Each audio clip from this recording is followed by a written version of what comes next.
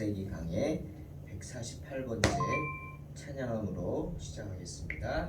호산나 주님께 살아계신 하나님 찬양합니다. 호산나 호산나 호산나 높은 곳에서 호산나 호산나 호산나 높은 곳에서 주의 이름 높여 주의 이름 높여 다 찬양하라. 귀하신 주 나의 하나님 호산나 높이 외치세. 영광 영광 영광 왕의 왕의 영광을 영광 영광 왕의 왕의 영광을 주의 이름 높여 다 찬양하라. 귀하신 주 나의 하나님 호산나 높이 외치세.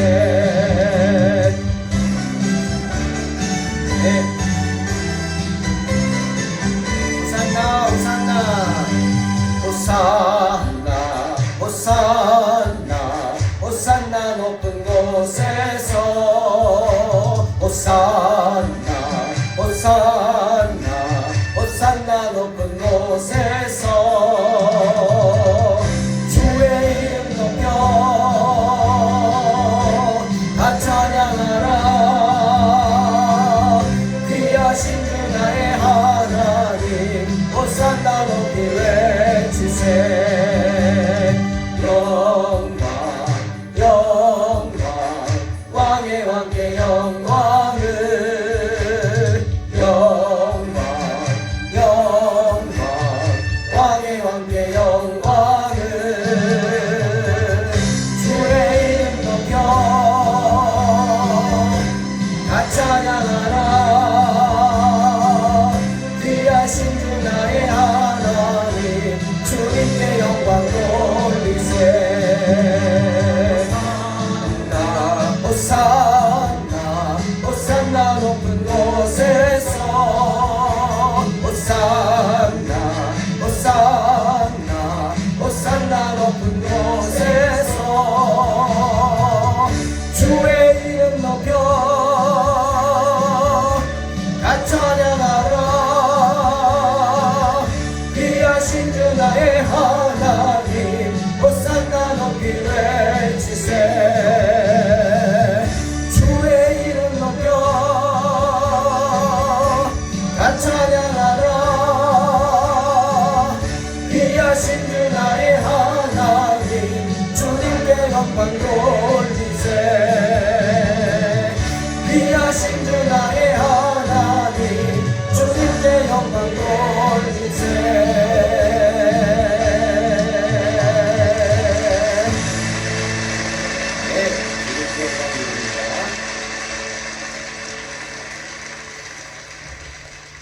창세기 32장 1절로 2절입니다.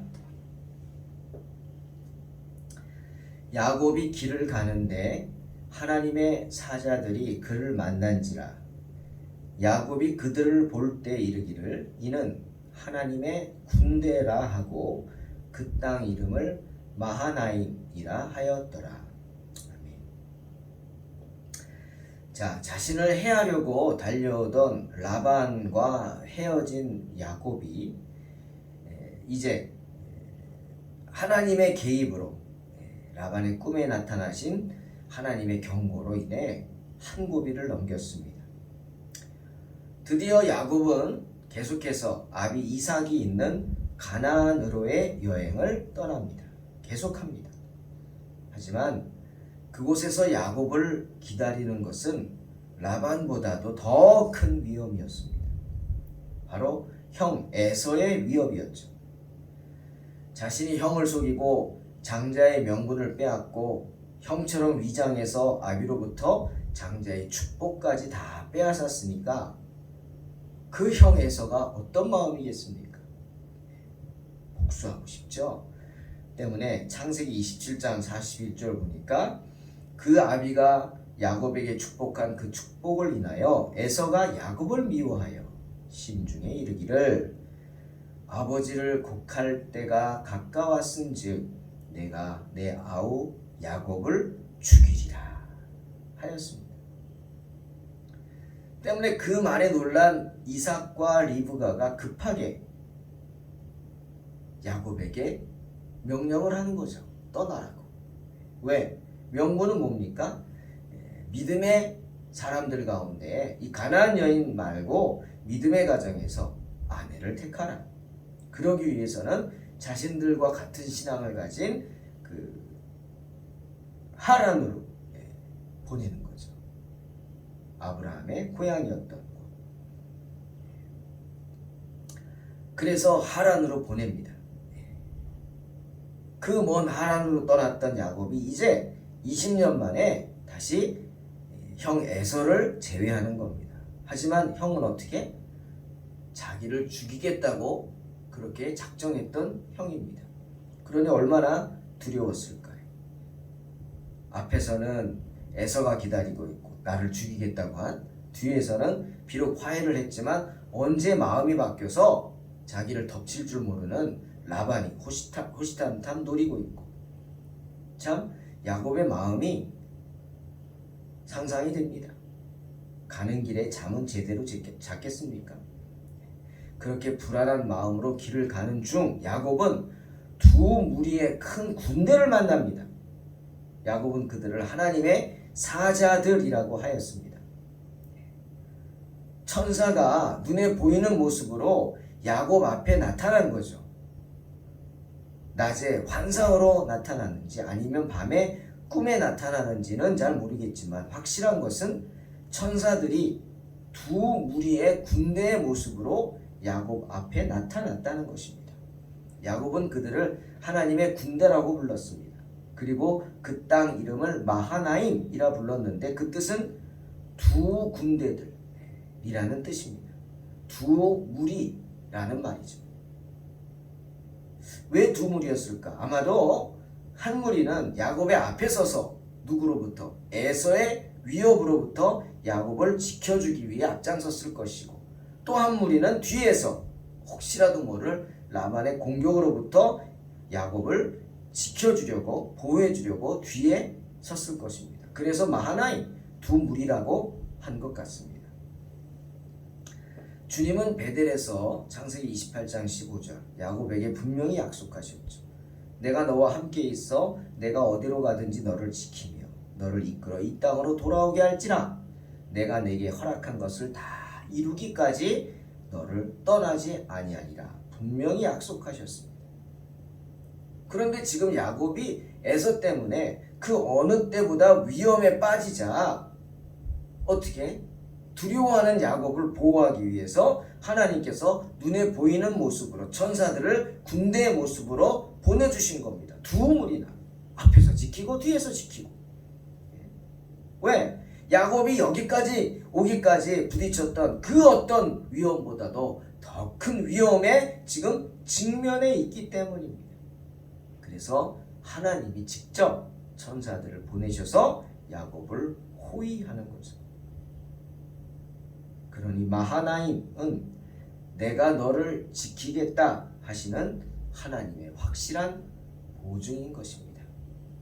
사랑하는 성도 여러분, 우리가 평화롭게 살 때는 하나님께서 우리에게 시련을 주셔서 우리 믿음을 연단하게 하십니다. 때문에 로마서 5장 3, 4절에서 바울도 다만 이뿐 아니라 우리가 환난 중에도 즐거워하나니 이는 환난은 인내를, 인내는 연단을, 연단은 소망을 이루는 줄 알미로다 말씀하시는 것이죠. 그런 시련들을 하나하나 감당함으로 우리 믿음은 자라납니다. 그리고 또 우리가 감사한 것은 고린도전서 10장 13절에서 하나님이 그 시련에 대해서도 이렇게 말씀하셨어요. 사람이 감당할 시험 밖에는 너희에게 당한 것이 없나니 오직 하나님은 미쁘사 너희가 감당치 못할 시험 당함을 허락하지 아니하신다 말씀하셨어요. 시련을 주시되 우리가 감당치 못할 시련은 주시지 않겠다고 하는 하나님의 마음이십니다. 얼마나 감사합니까? 하지만 우리가 그런 시험조차도 감당하지 못해서 흔들릴 때는 어떻게 하신다고요? 시험 당할 중에 또한 피할 길을 내셔서 우리로 능히 감당하게 하시겠다 약속하셨습니다.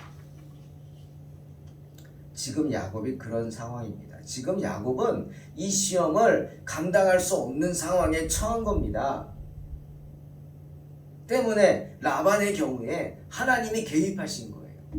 그래서 어떻게? 라반에게 꿈에 나타나셔서 경고한 겁니다. 뭐라고? 너 야곱 건드리지 마. 선악간에 아무 말도 하지 마. 경고하셨어요. 때문에 라반이 스스로 고백하지 않습니까? 창세기 31장 29절. 내가 너를 해야 할 만한 능력이 나에게 있다. 내 손에 있다. 하지만 너의 아버지 하나님이 어젯밤에 내게 말씀하시기를 너는 삼가 야곱에게 선악간에 말하지 말라 하셨다. 그래서 내가 너를 혼내줄 수도 있지만 참는 거다. 뭐 이렇게 표현하는 것입니다.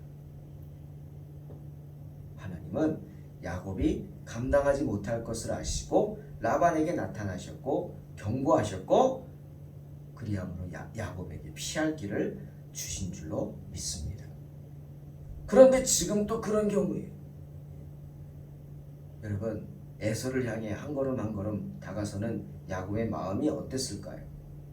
아마도 공포에 휩싸여 있었을지도 모릅니다. 왜? 에서의 성격을 알기 때문이죠.